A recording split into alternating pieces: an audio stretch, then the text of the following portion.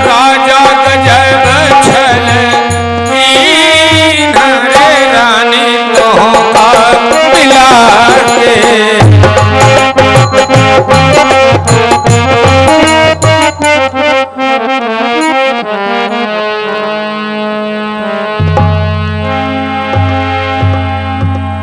अरे मंत्रा, महारानी कैकेयी कहाँ है?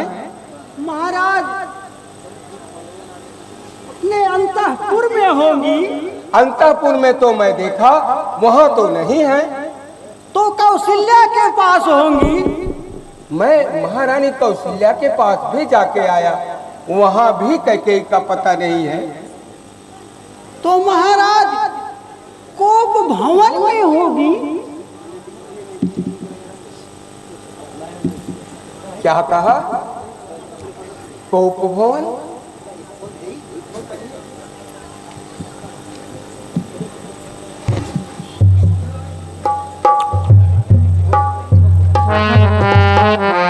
कोप भवन सुनी सकुचे उरा।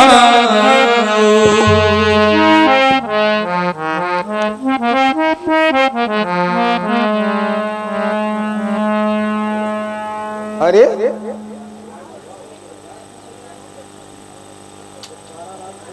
सब सारा राज भवन दीपावली की तरह जगमगा रहा है, तो यहाँ अंधेरा क्यों?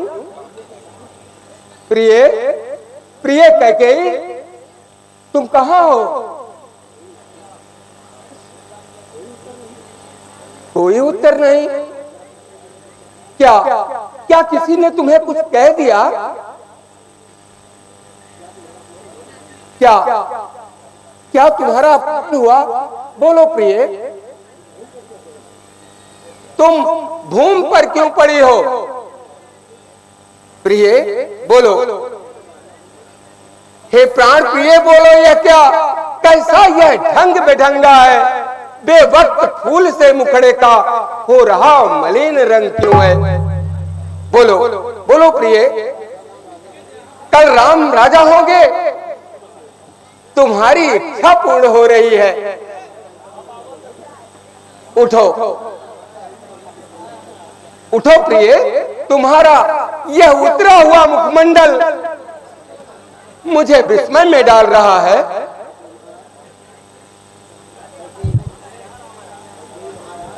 महाराज, माइक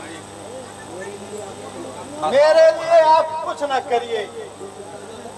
आपको जो कुछ भी करना है वो अपनी बड़ी रानी कौशल्या के लिए कीजिए। कौशल्या? अरे वह तो अभी अभी तुम्हारी प्रशंसा कर रही थी। क्या उसी से कोई भूल हो गई?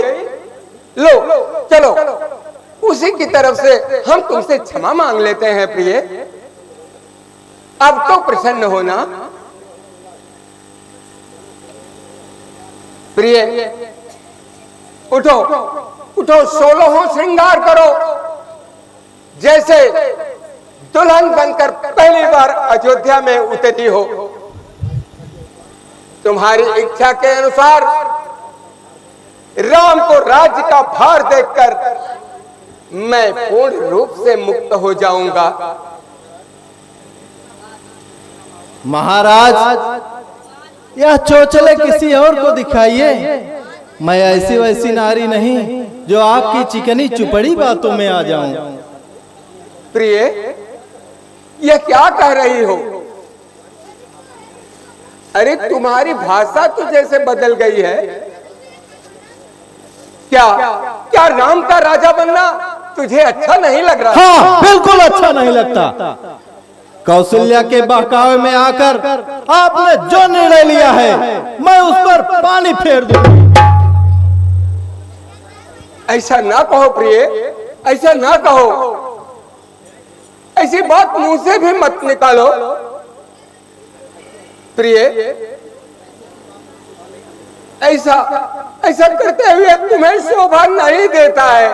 मुझे क्या शोभा देता है उसे मैं अभी बताती हूँ। कान खोल कर सुन लीजिए।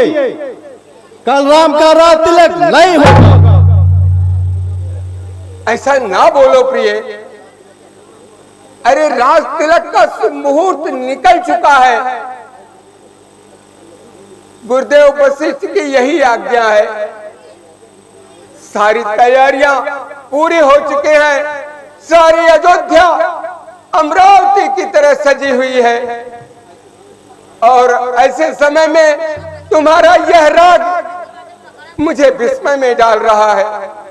मैंने एक बार कह दिया ना कि कल राम का राज तिलक नहीं होगा, नहीं होगा, नहीं होगा। आखिर हुआ क्यों? आखिर उसका कारण तो बताओ। अरे तुम्हारे ही कहने से तो यह निर्णय लिया गया है और अब तुम इस तरह की बात कर रही हो। नारी को समझाना सचमुच कठिन है, कठिन। महाराज मैं यह सब कुछ नहीं सुनना चाहती। पहले आप यह बताइए कि आपने मुझे कभी 2 वचन देने को कहे थे, उसके लिए आपकी क्या राय है?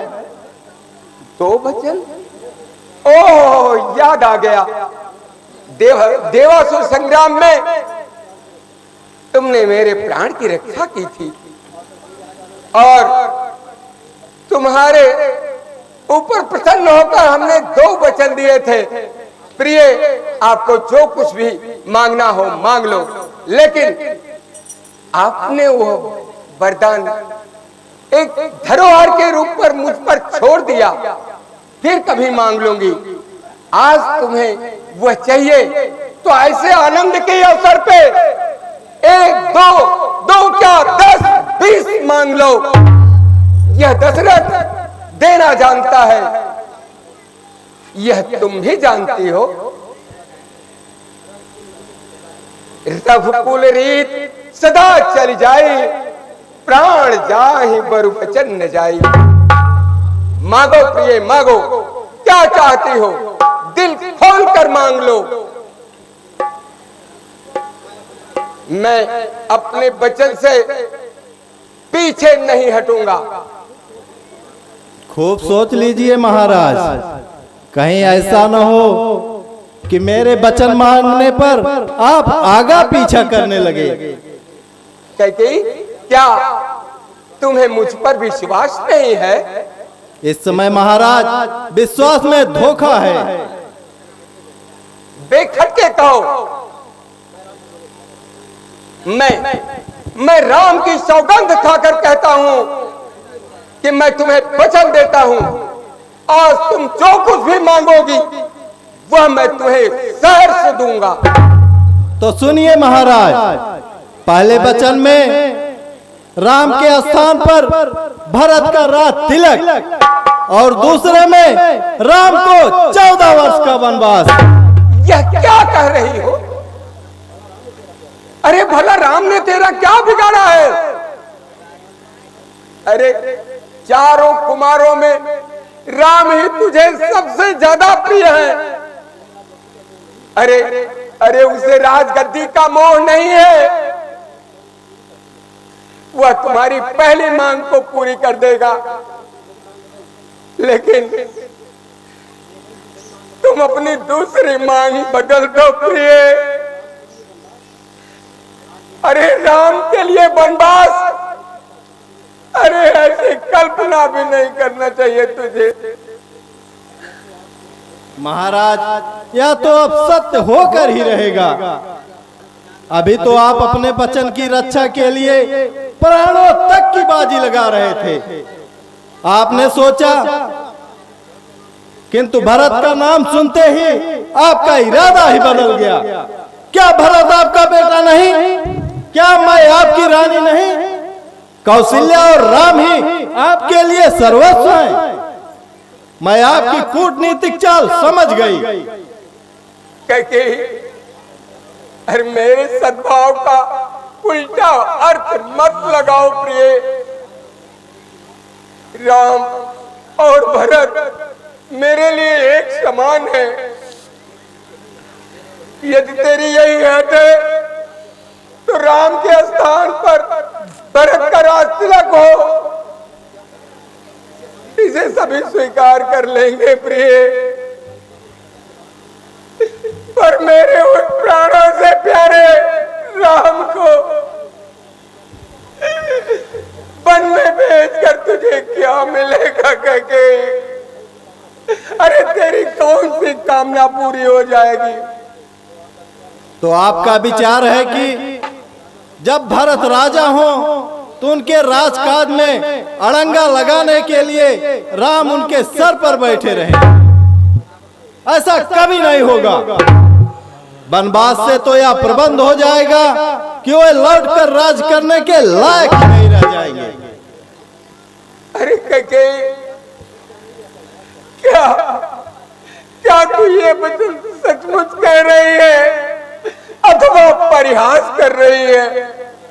महाराज, सावन के अंधे को सदा हरियाली हरियाली दिखती है। यह परिहास का समय नहीं। मैं आपका सारा मनोरथ विफल कर दूंगी। अरे पापनी, कुल कलंकनी, अरे दुष्टा, तूने जिस दिन रघुवंश में आई एक नागन बनकर आई है।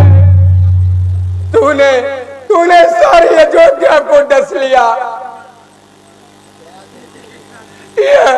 यह आज मुझे समझ में आया। सच बात तो यह है कि राम सबके नैनों के अभिराम है। अरे मैं तेरी दुर्बुद्धि को क्या कहूं?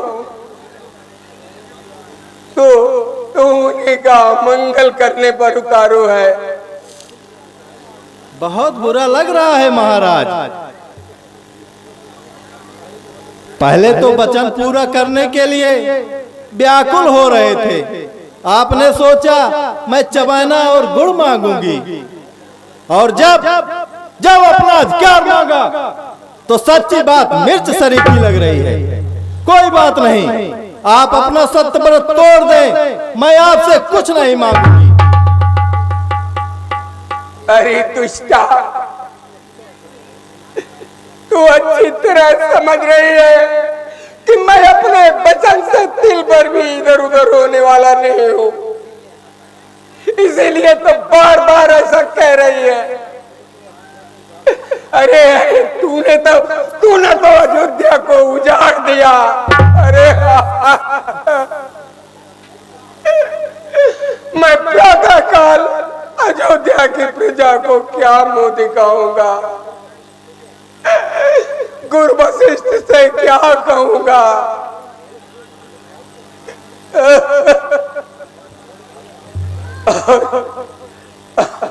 और प्रिय, उस भोले वाले राम को क्या उत्तर दूंगा? कैकेयी, मैं मर जाऊंगा प्रिय। अगर तू चाहे तो अपना इरादा बदलकर मुझे बचा सकती है। महाराज, आप पुरुष हैं, बातें कहकर बदल जाना आपके लिए आसान हो सकता है, परंतु मैं कई देश की राजकन्या हूँ। मैंने जो निश्चय कर लिया उससे तिल भर भी आगा पीछा नहीं हो सकती। डूब मर कैकेयी, चल पानी में डूब मर पिशाचिनी।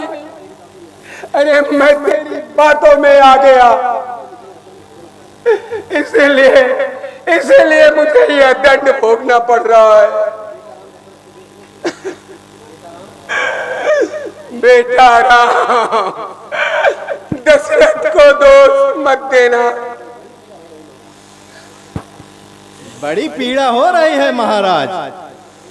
राम के सामने भरत का जैसे कोई महत्व ही नहीं। मेरा प्रण है कि यदि कल प्रातः काल होते ही राम मुनियों का भेष बनाकर वन को नहीं चले गए तो मैं अपना प्राण दूंगी। और इससे आपको अपयश मिलेगा। यही आपके लिए उचित भी है। अरे पापनी, अरे दुष्टा, तूने ऐसा मिथ्या दोष लगाया कि अब मैं बच नहीं पाऊंगा। अब मैं बच नहीं पाऊंगा। सोच के राम बन चले जाएंगे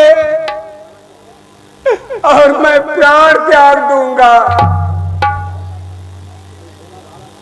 तो वह भोला भाला भरत किस उत्साह के साथ अयोध्या के सिंहासन पर बैठेगा।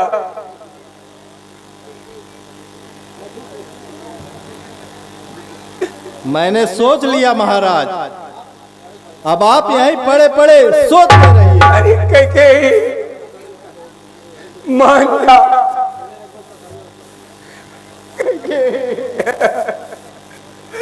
तूने का सर्वनाश कर दिया और मैं मुंह दिखाने के योग्य नहीं रहा। अरे प्रिय, अरे तू ऐसी अंधी हो गई है। तुमने राम का सद्भाव भी नहीं समझा। अरे कैकेयी, तू अपने किए का फल पाएगी।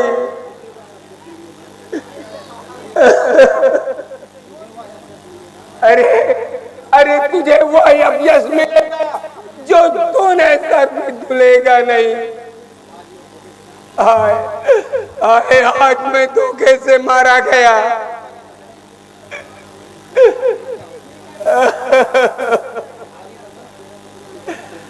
आगे सारे मेरे पड़ गए।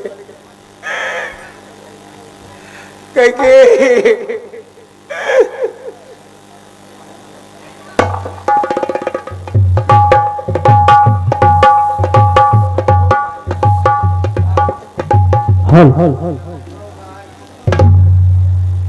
कृपया ध्यान दीजिएगा।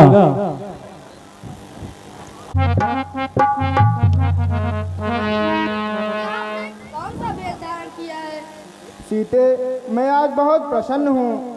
मेरा प्यारा भरत अयोध्या का राजा बनेगा।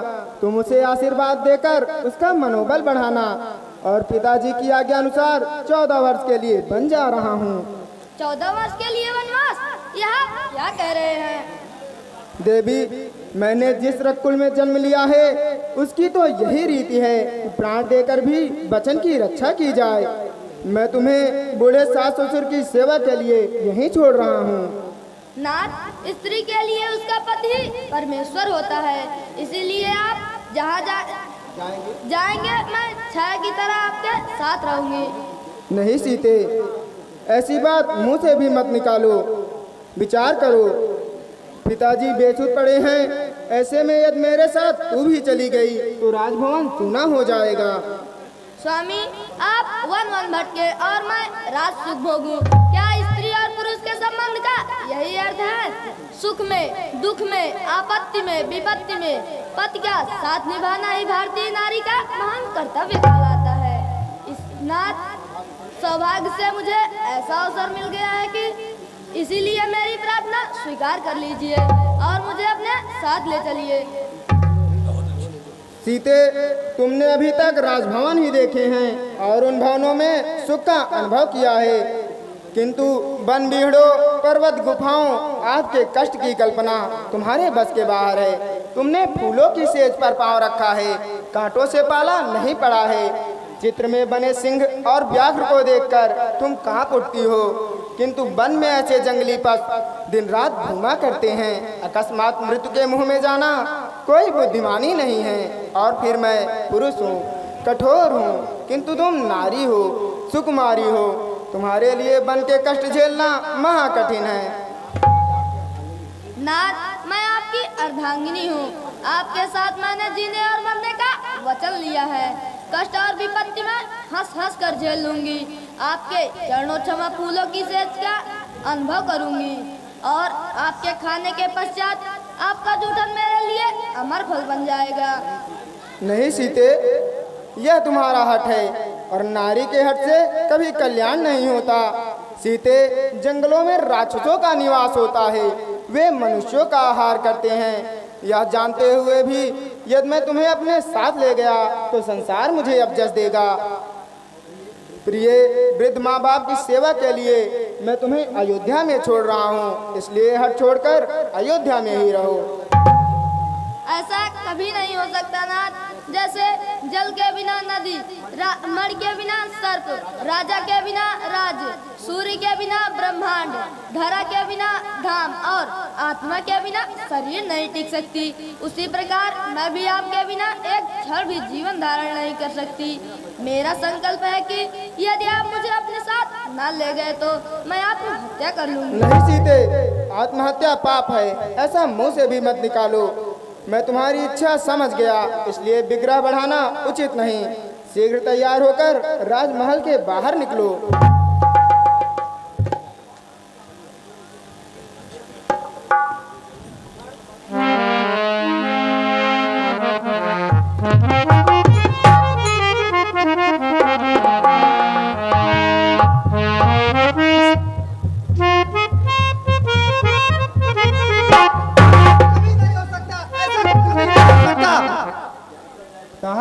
क्या बात हो गई?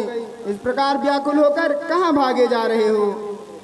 भैया, आप मुझे मत रोकिए, मैं अभी जाकर उसके कैसे पूछता हूँ कि आपके राज तिलक में वह बाधा डालने वाली वह कौन है? भैया, वह अयोध्या की महारानी है और हमारी माता है। यह सब मिथ्या है भैया। वृद्धावस्था में पिताजी की मति मारी गई है, जो वह कैकेयी की बात मान करके अयोध्या की प्रजा के साथ सरासर अन्याय कर रहे हैं। मैं उनसे जाकर पूछूंगा कि बड़े भाई के होते हुए छोटा भाई रघुवंश के राज सिंहासन पर कैसे बैठ सकता है। लक्ष्मण, महाराज तुम्हारी इस बात का उत्तर देने में असमर्थ हैं। क्यों? तात वे बेसुध पड़े हैं, उन्होंने हमें पहचाना तक नहीं, फिर भला वे तुम्हारी बात का क्या उत्तर देंगे? तो मैं अपने स्वार्थ साधने वाली उसके कैसे ही जाकर पूछूंगा। क्या रघुवंश की यही रीति है? फिर राज न मिलना और फिर 14 वर्ष का वनवास, यह किस बाप का दंड है? हमने कैकेयी का क्या बिगाड़ा है? भैया, आप सीधे हैं और संसार में सीधे साधे लोगों का निर्वहन कभी नहीं हो सकता। और आज मैं इसका निर्णय लेकर रहूंगा कि राम का राज तिलक क्यों नहीं होगा। लक्ष्मण, मेरे ऊपर तुम्हारी अपार श्रद्धा है, इसलिए तुम इस तरह आवेश में आ गए। लक्ष्मण, माता का निर्णय पुत्र के लिए आदेश बन जाता है, उसी आदेश का पालन करने के लिए मैंने यह वेश बनाया है। मेरा विचार है तुम इसमें बाधा नहीं उत्पन्न करोगे। बाधा? इतना बड़ा नर देखकर मैं कदापि नहीं रह सकता।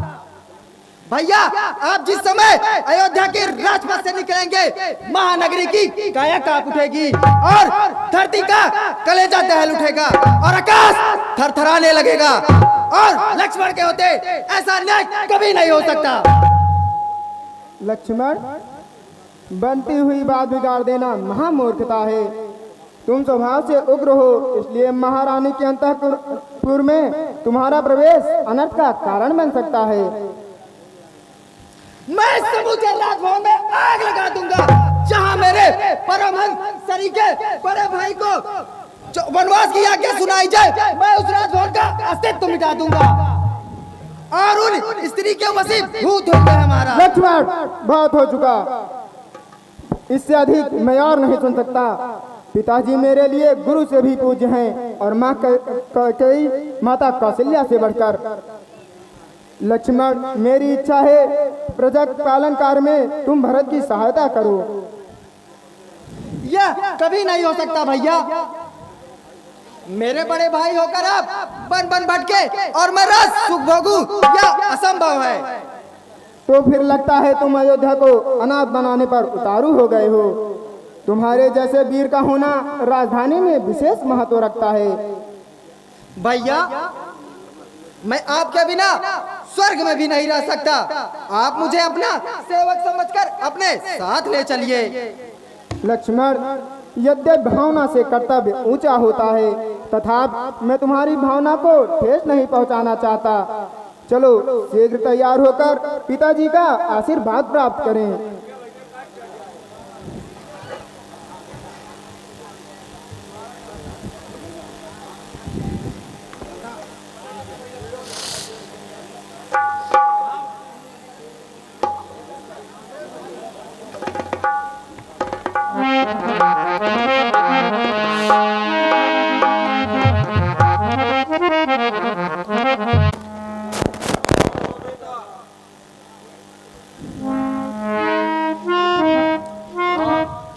तुम्हारी जय हो। धर्म की तो कोई बात ही नहीं हुई। समझो जो कुछ हो रहा है उसे अनहोनी के रूप में हो रहा है। जो होना था उसके स्थान पर जो हो रहा है उसे देखकर विश्वास नहीं होता।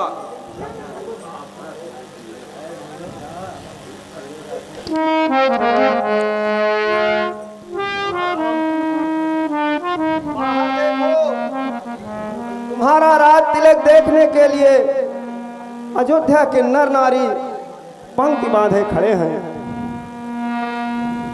वे चातक की तरह दर्शन के लिए प्यासे हो रहे हैं।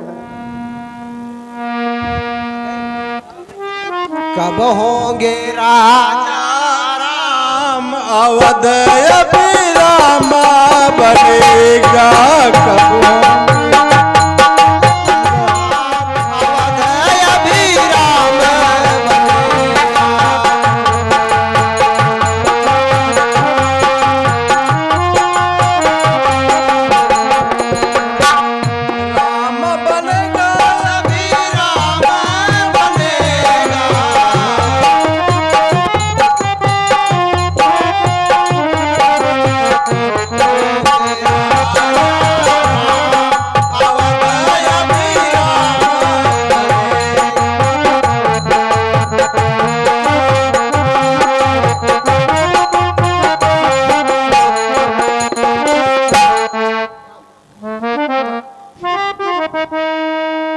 महामंत्री जी, आप मेरे पिता तुल्य हैं। आनंद के इस अवसर को करुणा में मत बदलिए। राम का वनवास कोई अनहोनी बात नहीं है। गुरुदेव समझाइए, जो कुछ भी हो रहा है वह अयोध्या ही नहीं सारे संसार के लिए कल्याणकारी होगा।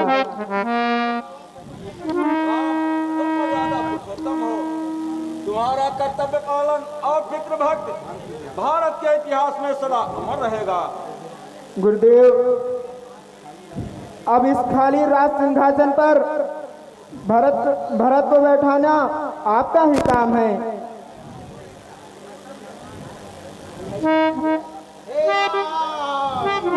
हम तुम्हारे साथ चलेंगे।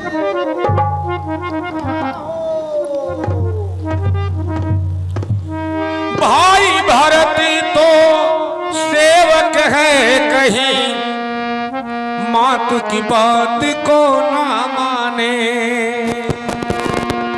भेद समझ ले कुछ भी इसमें, भेद की बात वो ना जाने। गुरुवर जी समझाने के बाद आज्ञा मेरी सुनो देना। गुरुवर जी मेरे जाने के बाद, गुरुवर जी पिताश्री के चरणों में राम का प्रणाम। पिताजी, मैं आपकी आज्ञा पालन करने के लिए तैयार हो गया। आदेश दीजिए पिताजी। आपका प्यारा राम इस वंश का नाम ऊंचा करे। अयोध्या वासियों, इस समय रघुवंश की मर्यादा आपके हाथ में है। आप लोग मुझे आज्ञा दीजिए। मैं वन के लिए प्रस्थान कर सकूं। हम सब आपके साथ चलेंगे। राम के बिना अयोध्या सूनी हो जाएगी। हम यहाँ नहीं रहेंगे। आप लोग ऐसा ना कहें, साहस से काम लीजिए। मैं अति शीघ्र 14 वर्ष पूरा करके वापस आपकी सेवा में प्रस्तुत हो जाऊंगा।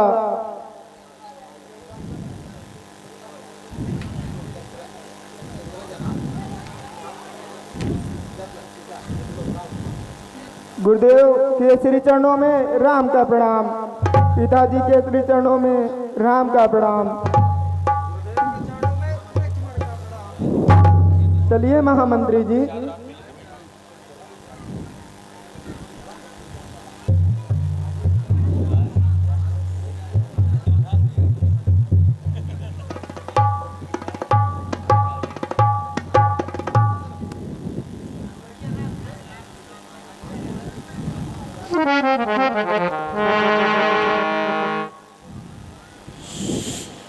महामंत्री। हाँ महाराज। क्या क्या राम बन जाने से नहीं रुक सकते? महाराज, अभी थोड़ी देर हुए आपके चरण छूकर वे चल पड़े हैं। मैं उन्हें प्रयाग तक पहुंचाने जा रहा हूं।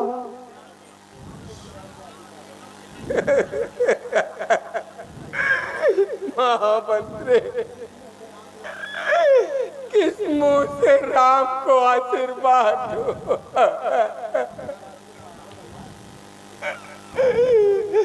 अरे कहाँ राज तिलक और कहाँ वनवास।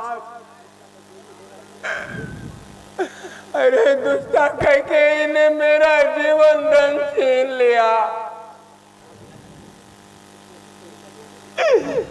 सुमन, तुम कोशिश यही करना,